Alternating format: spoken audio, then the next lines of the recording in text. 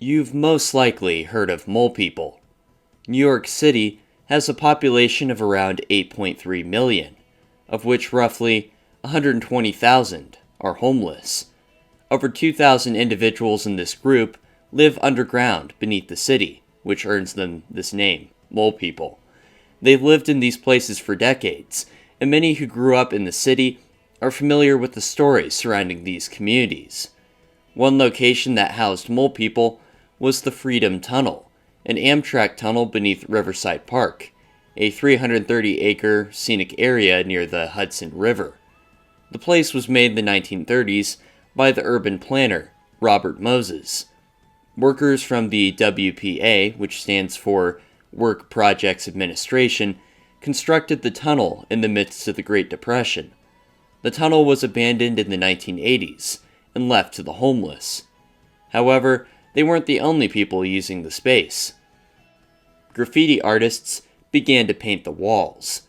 One of them, a man named Kariz Aqueducts, painted multiple murals, and the Freedom Tunnel gained its name from his artist name, Freedom. He did a Coca-Cola mural, a mock billboard that drew parallels between the Great Depression and New York in the 1980s, and a portrait of the UNA bomber, among other things.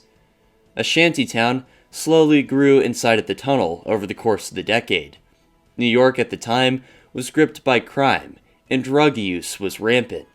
This tunnel provided, in theory, more safety than the above-ground shelters. The city let them be. Amtrak returned to reclaim the tunnel in the early 1990s and pushed the homeless out to clear the tracks for the new train routes. The murals and remnants of the homeless encampment were now left within the tunnel, which was completely closed off to the public. This didn't deter people. Urban explorers began to live up to their name, and videos and articles were released detailing how to enter the tunnel. Spectrum, a blog run by college students from Columbia University, which is within the city, said the following: "We do not advise anyone to get into legal trouble by walking to the West Side Highway exit at 125 Street, climbing through the hole in the fence covered by the second tree, and walking south until the tunnel's entrance is visible, while remaining to the left to stay far from the active train track." Eric Swanson, a filmmaker, entered the tunnel in 2007 and filmed the remains from the Mole People camps. Debris, makeshift plywood shelters, and old clothes were still left behind near the north and south entrances. Swanson found that mole people still lived in the tunnel, more than a decade after Amtrak cleared the rails. Amtrak went out to clear out the garbage, remove the remaining homeless, and paint over the graffiti in 2012. Today, the south entrance of the tunnel is fenced off, and parts of it are used to store construction vehicles and maintenance trains. Guards continue to sweep the area and chase out graffiti artists and urban explorers. Good evening, everyone. Tonight I'll be covering a few places and stories from around the world, similar to this opening one. I won't be covering every cool or interesting place out there, but I hope to give you a brief glimpse into underground communities and the places they inhabit or have inhabited in the past. Let's begin.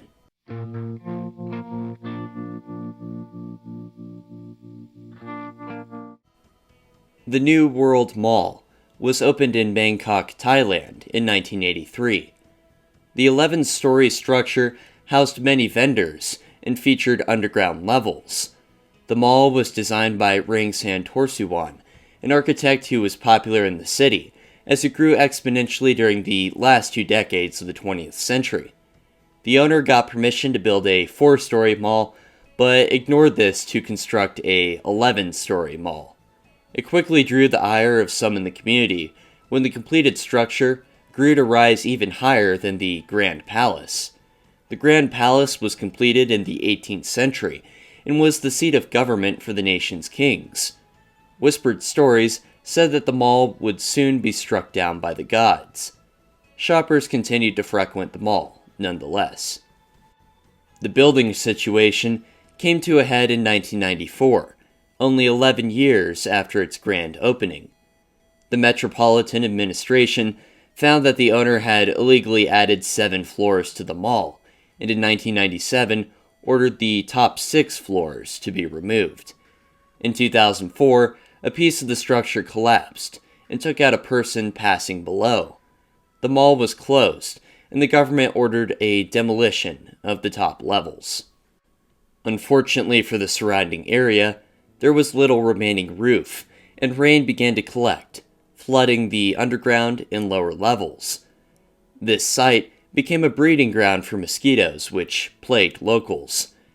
They improvised a solution, and individuals crept in and placed koi, carp, and tilapia in the water to prey on the insects. The mall slowly decayed over the next few years. Tourists visited, and vendors began to sell food that the tourists could use to feed the fish. By 2014, the fish population grew to an estimated 3,000. In 2014, the media took notice, and tourism to this particular spot greatly increased. Soon, the government took notice and came back to the area, preventing access to the site. The water was drained from the pool in 2015, and the fish were taken out. However, a small group of carp, catfish, and koi survived, and the mall filled with fish once again. Repeated attempts to drain the pools didn't stop the fish or the water from returning. The place remained mostly undisturbed outside of a authorized art exhibition conducted by nearby university students. The idea was fairly simple. People from the local community were invited to display objects every day in 2020 and discuss their memories of the mall from when it was still open. A maximum of 20 different objects were allowed each day. As of the time of writing, the New World Mall still remains present in Bangkok and is mostly uninhabited, although there's some security details that occasionally patrol the mall.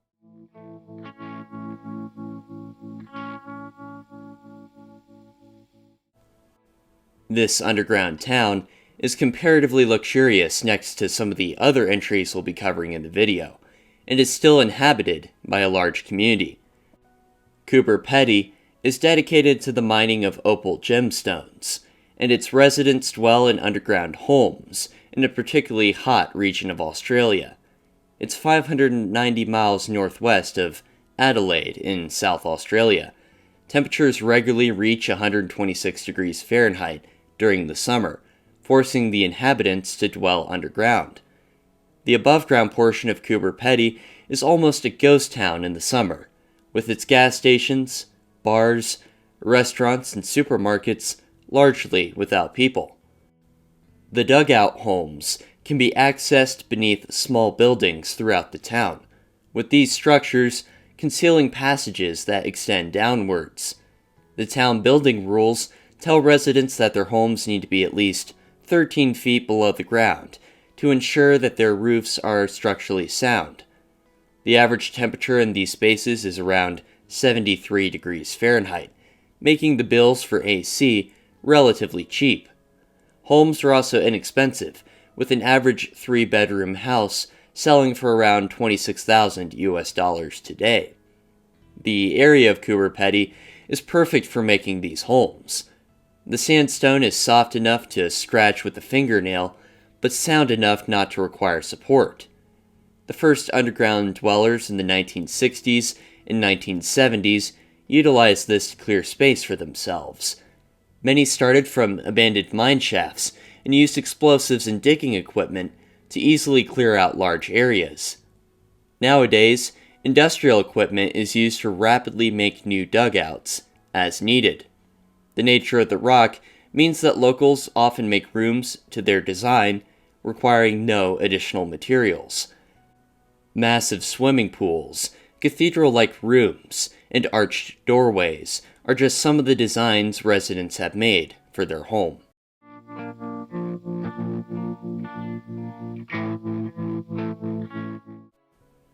The so-called Rat Tribe inhabits an underground city beneath Beijing that stretches for well over 48 square miles. Beijing, the capital of China, struggles with high housing prices and limited living space. Over 1 million inhabitants, primarily younger people and migrant workers, who are unable to afford to live within the city, have chosen to live beneath the earth. They inhabit the Cold War-era tunnels and bomb shelters that run beneath the city. In the 1960s, the concern was that a nuclear war would break out between the USSR and the CCP. This project made many tunnels and underground facilities and took a decade to complete, while enlisting a grand total of 300,000 volunteers. In the end, it was estimated that these structures could hold the entire population of Beijing, which was around 6 million by 1979. Many tunnels still connect major government buildings, and over 90 entrances are accessible in different corners of Beijing. These dwellers come here hoping to save enough to eventually get an apartment with natural light. Businesses, cinemas, and sports facilities still flourish in the tunnels despite the hardship of this lifestyle. The underground city's official name is Dixiacheng, and the tunnels are typically between 32 and 60 feet deep, although many sections dip to descend even further below the streets of Beijing. The city officials have found many health hazards during their visits, but the authorities are unconcerned and mostly leave the tunnels alone.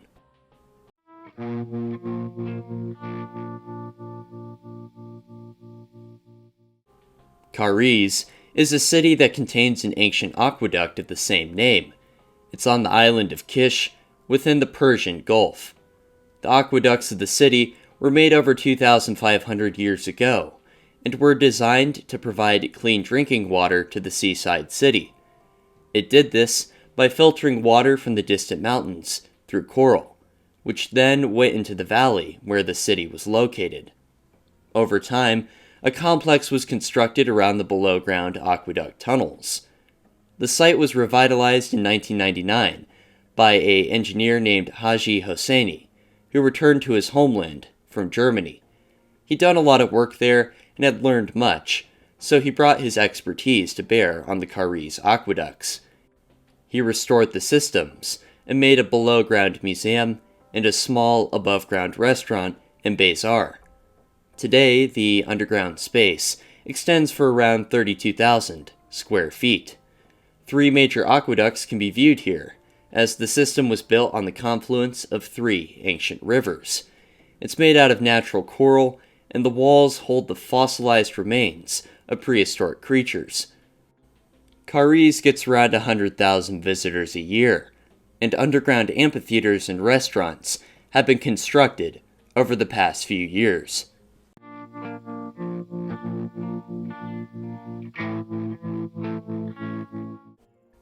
SubTropolis is a 14 million square foot space, 160 feet below Kansas City, used to store everything from the original film reels of classic movies to the USPS's storehouse of postal stamps.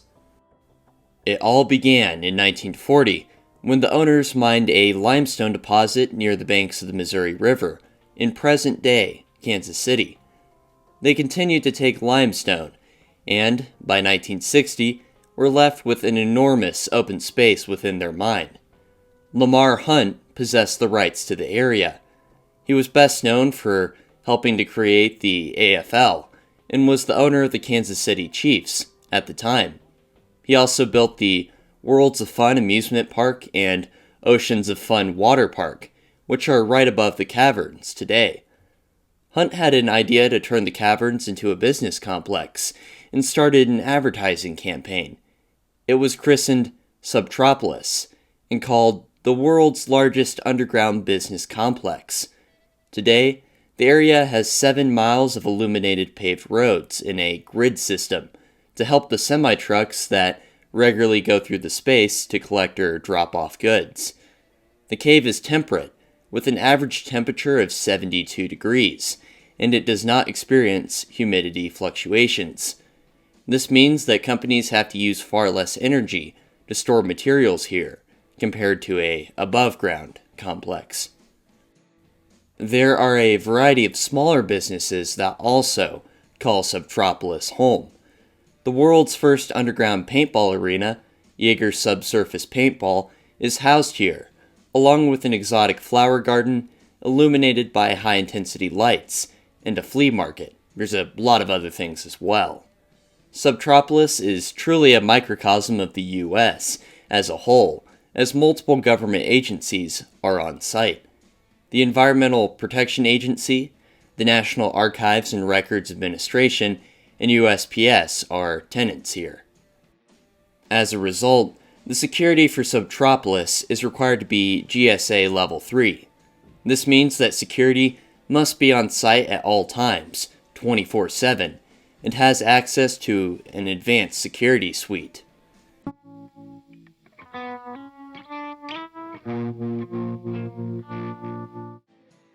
Naft Daslari, which translates to oily rocks, is an interesting city on the Caspian Sea that has many below-ground facilities and tunnels. It was 1949, and geologists have found that a massive oil deposit was present off of the shores of Azerbaijan. It was about 3,600 feet below the surface of the water. The USSR controlled the region, and they quickly sent construction crews. The men set about building landing docks, drilling platforms, and oil tanks. These were put together offshore, and the first offshore oil platform in the world was completed. The single platform grew into a series of artificial islands, and by 1952, the Soviets had built an entire trestle bridge system to connect them. The main extractor grew to take over the artificial islands, increasing the amount of oil being extracted greatly. The entire platform was found to be near an underground reef, and in 1958, the construction of housing began above the reef. Hostels that stretched to be 9 stories tall, power plants, an entire bakery, and a lemonade production facility were completed in the 60s, and the platform became a city. The expansion continued, and by the late 1970s, the platform had over 124 miles worth of footbridges and covered underwater walkways and tunnels. Entire ships were sunk into the sea and used as the foundations for other structures. The city grew to such a size that at any given moment, over 5,000 people were present and working on the rig. An underwater pipeline was built in 1981, rendering parts of the old structure obsolete. By 2009, it was estimated that over 170 million tons of oil were extracted from the deposit. The deposit is estimated to run dry in 2039. Water has reclaimed parts of the city, and it has begun to decay.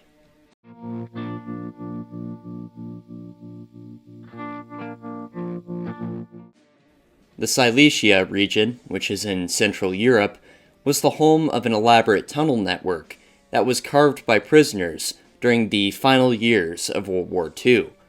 The Germans forced thousands of prisoners to create a tunnel system, along with 7 underground complexes beneath the Owl Mountains. The tunnels were to be the site of Project Reese. A majority of the documentation related to the project was destroyed before the Germans' surrender, so the details of what they were planning remain unknown. Theories say that it was either a storage place for stolen riches or a laboratory for a new weapon, or potentially a mix of both.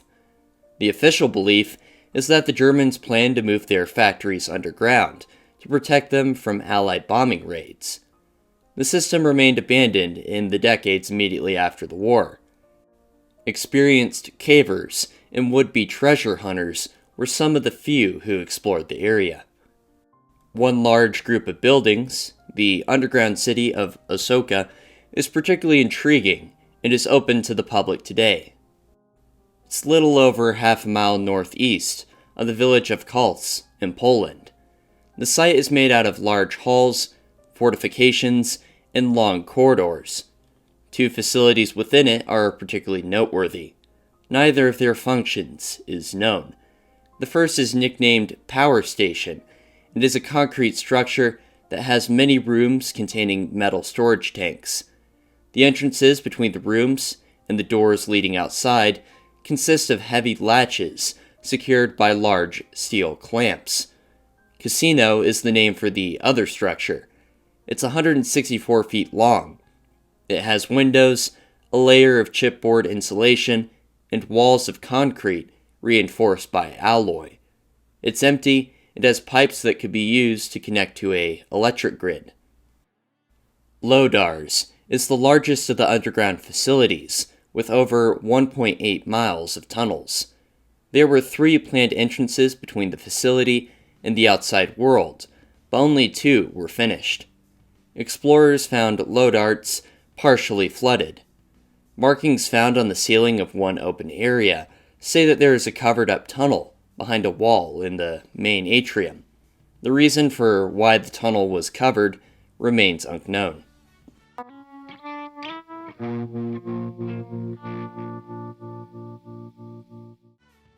These ruins occupy the spot of a former capital of the Chimu Kingdom.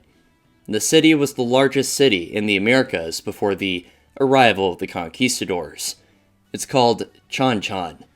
You can find it in a valley that's between the Pacific Ocean and the city of Trujillo in Peru. The ruins are remarkably well preserved as the area is very arid. They stretch for almost 14 square miles. The buildings are made out of adobe and adorned with arabesques, which are designs made out of interlocking lines and geometric shapes. The center of the city has multiple large castles, which contain the traces of everything from temples and gardens to cemeteries and storehouses. Underground storehouses and rooms extended beneath the city, and most likely served as a shelter for the people during natural disasters or civilians during enemy attacks. The inhabitants were farmers and craftsmen, and their kingdom dominated the region between 1100 to 1470 AD. They were eventually taken over by the Incans.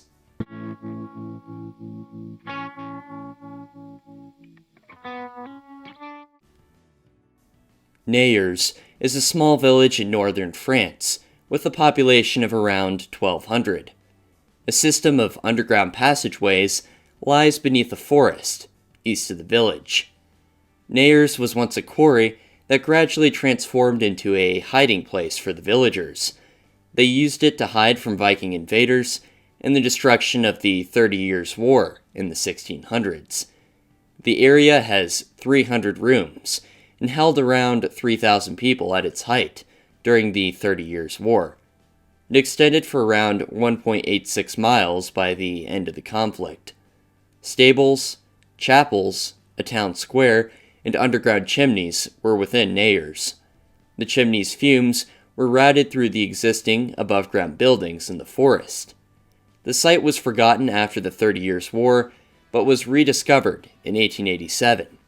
It became a popular attraction, and many soldiers from a variety of nationalities visited it during World War I.